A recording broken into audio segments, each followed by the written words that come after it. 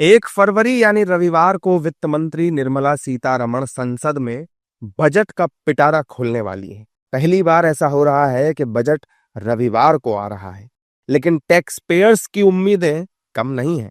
पिछले साल सरकार ने नई टैक्स रिजीम को चुनना डिफॉल्ट बना दिया था, लेकिन अब सवाल यह है कि क्या इस साल पुराने टैक्स सिस्टम को हमेशा के लिए विदा कर दिया जाएगा या फिर कुछ और राहत मिलेगी। सवाल है कि किसे क्या मिलने वाला है और क्या बजट 2026 राहत भरा है। हालांकि ये तो रविवार को दोपहर 12 बजे तक स्पष्ट हो जाएगा, लेकिन बजट को लेकर नेताओं की प्रतिक्रियाएं आने लगी हैं। सुनिए एनडीए के नेता क्या कुछ कह रहे हैं। भारत जो है वो एक मजबूत और एक इफेक्टिव इकोनॉमी बने जिसको कि पूरी दुनिया स्वीकार करे, तो ये नरेंद्र मोदी जी की जो दूरदर्शी सोच है और समझ है उसका नतीजा है।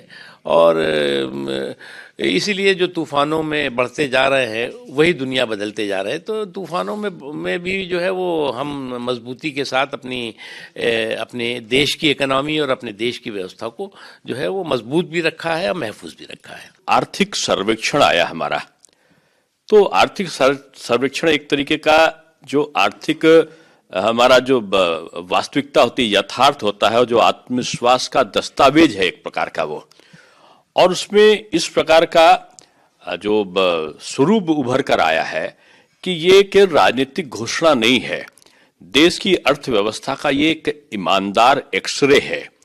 और इसमें अगर हम बहुत सारी बातें देखें तो सबसे बड़ी बात यह है कि भारत दुनिया की सबसे तेज गति से बढ़ती हुई अर्थव्यवस्था बन चुका है। संसाधनों के असमान वितरण से उपजा हुआ असंतुलन, प्रधानमंत्री नरेंद्र मोदी जी की जो कार्यसूची है, जो उनकी प्राथमिकताएं हैं, उसमें अव्वल नंबर पर है।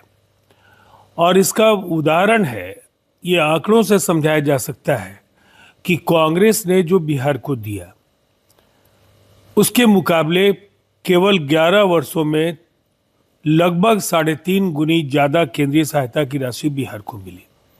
पिछले 2 बजट बिहार के नाम रहे हैं और बिहार का जितना नुकसान कांग्रेस की हुकूमत के दौरान 6 दशकों में हुआ है, उसकी भरपाई लगातार प्रधानमंत्री नरेंद्र मोदी जी के कार्यकाल में होती रही है। इस बजट से भी हम लोगों की उम्मीदें हैं कि अनेक क्षेत्रों में हम बेहतर कर रहे हैं और यहाँ केंद्रीय सहायता से, बजटीय प्रावधानों से बिहार के विकास को नए आयाम हम दे पाएंगे। और इसीलिए ये जो बजट है वो बिहार की दृष्टि से बेहद अहम है। कल देश का बजट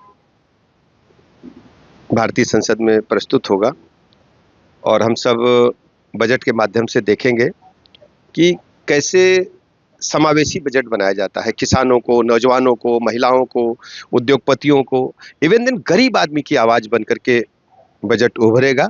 मैं आदरणीय प्रधानमंत्री नरेंद्र मोदी जी को बहुत बहुत अभिनंदन करता हूं। 14 से अब तक बहुत कुछ देश में परिवर्तित हो चुका है। 25 करोड़ लोग गरीबी की रेखा से ऊपर आए हैं और इस बजट में भी मैं उम्मीद करता हूं समावेशी बजट होगा, सबको साथ लेकर के चलने वाला होगा और विकसित भारत के संकल्प को पूरा करने वाला बजट होगा। जबकि विपक्ष रविवार को आने वाले बजट को लेकर महंगाई, गरीबी और किसानों के मुख्य मुद्दों पर सरकार के विचार किए जाने की बात कह रहा है। किसान दुखी है, रो रहा है खून के आंसू। गन्ने का दाम नहीं, कभी चीनी 22 रुपए किलो हुआ करता था तो गन्ने का दाम 350 रुपए कुंटल था और आज 44 रुपया है, तो मात्र 400 रुपए कुंटल गन्ने के मिल रहे हैं। उम्मीद है सरकार इस बजट में गन्ने के लिए कुछ अलग से प्रावधान करेगी। लागत के सापेक्ष गन्ने का जो या फसलों का जो दाम था वो सरकार नहीं दे पा रही है, दोगुने की बात की थी। हमें उम्मीद है कि सरकार किसानों के लिए कुछ ऐतिहासिक निर्णय लेकर आएगी और जो किसान कर्जे के नाते दुखी है उनका कर्जा माफ करेगी। अरे बिहार को क्या उम्मीद है? अभी तक बिहार को क्या मिला? सिर्फ चुनाव के समय तक जब आता है उस समय घोषणा कर दिया जाता है। बिहार की तो हर बार उपेक्षा हुई है जब जब मोदी जी सरकार का बजट आया है। न विशेष राज्य का दर्जा, न विशेष पैकेज, पटना यूनिवर्सिटी को सेंट्रल यूनिवर्सिटी तक का दर्जा नहीं।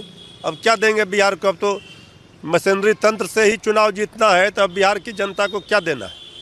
जानकारी के मुताबिक ये बजट 2026 का फोकस सिंप्लिसिटी और क्लैरिटी पर है, जिससे आम आदमी को उलझे नियमों से राहत मिल सके। अब से कुछ ही घंटों के बाद देश भर में ये चर्चा हो रही होगी कि किसे और किस सेक्टर में क्या और कितना मिला। बाकी आप भी बताएं, आपको इस बजट से क्या उम्मीद है।